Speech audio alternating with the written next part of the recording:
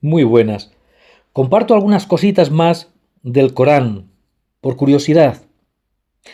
Para los musulmanes, en base al Corán, la vida es sagrada y se aplica a toda la humanidad, sin distinción de credos, salvo cuando se trata de un asesino, o también por una violencia social organizada, aunque también se subraya que es mejor no ejecutar, sino de perdonar y que haya una compensación, en base a la sunna, basado en el Corán y en la tradición. Se reconoce la libertad de conciencia, prohibiendo imponer la fe a la fuerza. En el Surá 2, versículo 56, perdón, 256, explica que no cabe coacción en la religión. De hecho, el Sura o capítulo 10, versículo 99 dice: y si tu Señor hubiera querido, todos los que están en la tierra habrían creído.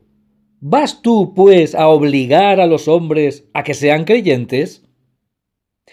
Implícitamente se está dando a entender que Dios permite que no todos crean en la misma forma. De hecho, se presenta la diversidad humana como una voluntad divina, según parece desprenderse del Sura 49, versículo 13. Oh, humanos, es curioso, es en plural, os hemos creado a partir de un varón y una hembra, y os hemos constituido en pueblos y tribus para que os conozcáis unos a otros. Es decir, el objetivo es el conocimiento mutuo, no el conflicto. De hecho, en el Sura 5, versículo 48, explica que si Dios hubiera querido, habría hecho que la humanidad fuera una sola comunidad, pero que Dios les dio diferentes leyes para probarnos nos insta a los seres humanos a competir en las buenas obras. Respecto a la justicia y el trato de ellos con los que no son musulmanes, distinguen claramente entre los que combaten activamente a los musulmanes respecto a los que viven en paz y creen en otra fe. De hecho, literalmente, dice el Sura 60, versículo 8, Dios no os prohíbe que seáis buenos y equitativos con quienes no os han combatido por causa de la religión, ni os han expulsado de vuestros hogares. Dios ama a los que son equitativos. Es decir, que el Corán defiende la justicia, ¿no? Y también a los espacios espirituales y de oración de otras religiones. De no ser así, habrían sido destruidos monasterios, iglesias, sinagogas e incluso mezquitas, donde se sabe que se menciona con frecuencia el nombre de Dios. Por ello son respetados estos lugares. Si bien es cierto que también hay versículos que instan al combate. Hay estudiosos clásicos y contemporáneos del Corán que precisan, he dicho Corán, ¿verdad? Corán, perdón, que precisan que serían prescripciones reveladas en el pasado, en contextos de persecución y guerra, y en base a eso también hay unas reglas estrictas. 1. Solo se permite la lucha en defensa propia. 2. Está prohibido agredir a quienes proponen la paz. 3. No se debe dañar a civiles, esto es, a niños, mujeres ni ancianos. Entonces, quiero compartir unos datos que ya por muchos serán conocidos, pero que conviene recordar. El 25% de la población mundial, cerca de 2.000 millones de personas, son de la religión o la tradición musulmana.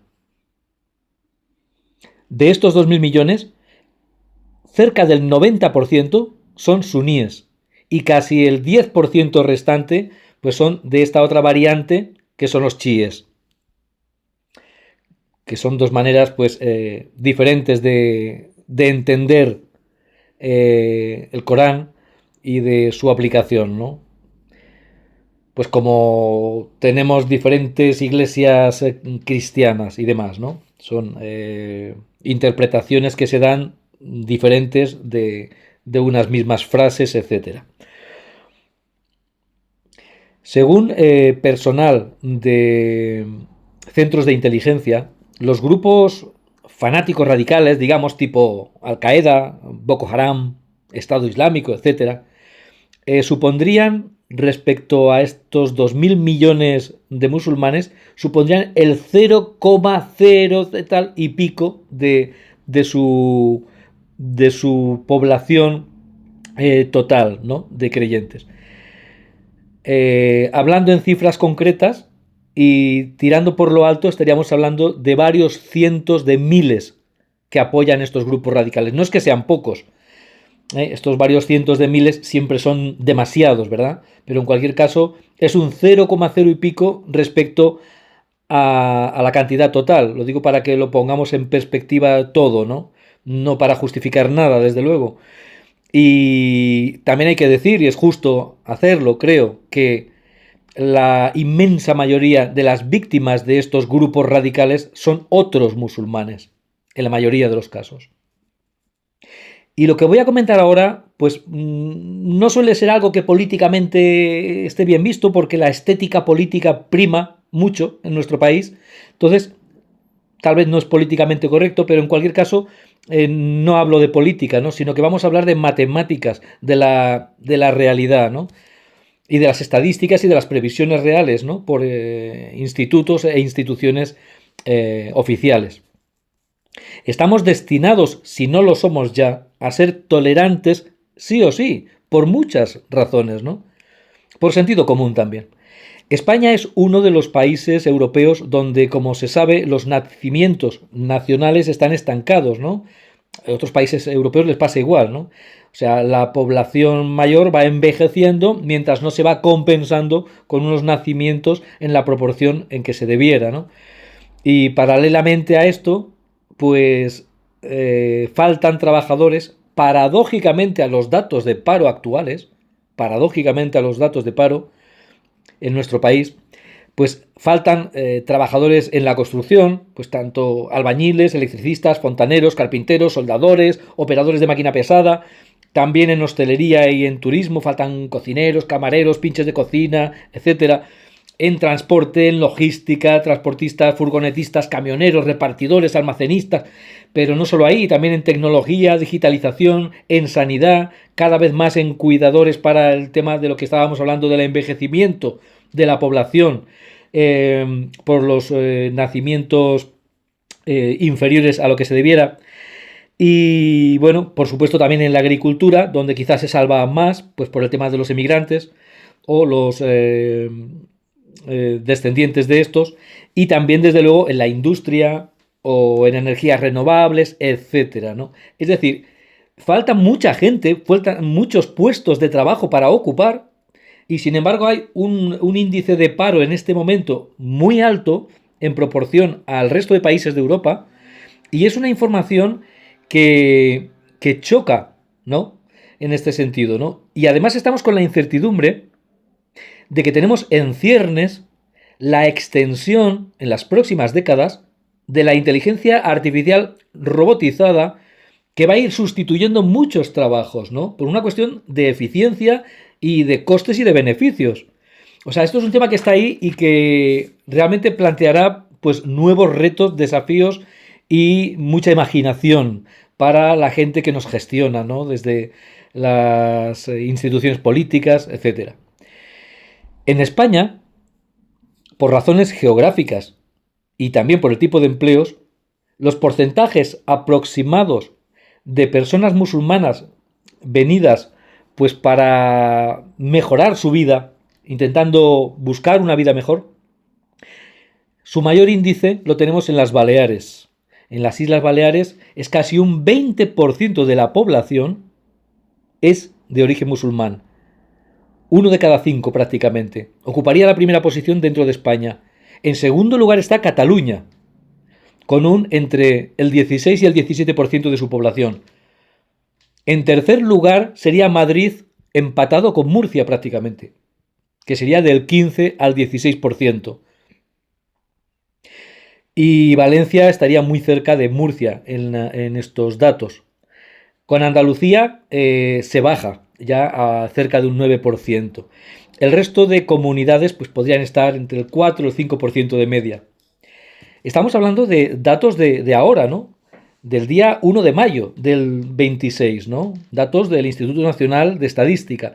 Pero las previsiones para el año 2050, que está a la vuelta de la esquina, viendo cómo pasa el tiempo, son superiores las perspectivas en otros países de Europa respecto a esta inmigración de origen musulmán. Por ejemplo, en Suecia, en unas, en unas expectativas altas, en base a la información que se maneja hoy, pues podría llegar al 30,6% de su población. 30,6%, casi un tercio de la población tendría origen musulmán.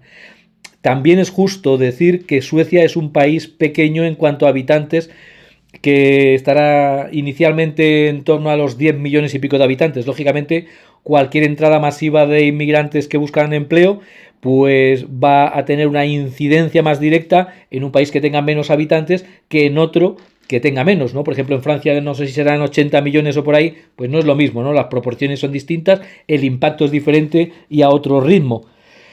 Pero que podría haber respecto a otros países de Europa, por ejemplo, tenemos que, aparte de Suecia con ese 30,6 que hemos hablado, 30,6%, pues Austria estaría en el 20%, o sea, una quinta parte.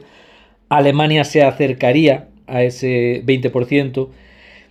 Francia se quedaría cerca, un 18% de la población de origen musulmán. Por término medio sería quizá un 14 y pico por ciento en la Unión. Y el porcentaje, en lo que respecta a España, sería algo más bajo. Aunque es cierto que en algunos puntos concretos de nuestra geografía en España es superior por el tipo de sector laboral, etc. Hemos hablado de los hermanos que profesan la religión islámica, pero centrándonos en España, sumando también a los hermanos latinoamericanos, que tenemos menos diferencias a nivel cultural, hay una sintonía mayor de costumbres, etcétera, y lo hemos dejado al final este dato para decir que lógicamente los datos dichos antes cambian drásticamente los porcentajes cuando unimos a esta población mayoritariamente iberoamericana por estos lazos históricos que nos unen y con otros extranjeros ya en mucha menor proporción, ¿no? Y en este sentido, pues tendríamos que el 18%, el 18% de los que residen en España hoy en día nacieron fuera. Es decir, es una proporción aproximadamente de 1 de cada 5 ciudadanos en la actualidad, juntando todas las personas que han tenido que dejar sus lugares de origen para tener una mejor, o con la expectativa de tener una mejor vida, una vida más digna, ¿no? Y la proyección para 2050, calculando a todo el conjunto de inmigración, se calcula, y esto ya son datos importantes, la proyección para el año 2050 con la inmigración total, estamos hablando ya de 1 de cada 3 ciudadanos. Sería no propio del país, ¿no? 1 de cada 3 ciudadanos. Y bueno, en definitiva, esa sería la información que quería compartir para que en definitiva entendamos que por sentido común y porque puede ser una simbiosis de interés mutuo entre todos, porque ya se sabe que, bueno, por ceñirnos a nuestro país, a España, buena parte de las próximas jubilaciones van a poderse gestionar debido a los trabajadores que han venido de fuera, porque si no por nuestra natalidad no podría sostenerse, pues de la misma manera que eso es una realidad que está ahí, que no se puede discutir, pues no cabe duda, ya para acabar, que probablemente sea en la integración de estas personas, en la buena gestión y en el respeto, eh, estaría la clave para que haya una prosperidad o una mejor vida en conjunto para todos. Bueno, pues ahí lo dejamos. Espero que haya resultado en algo de interés. Un saludo y hasta otro ratico.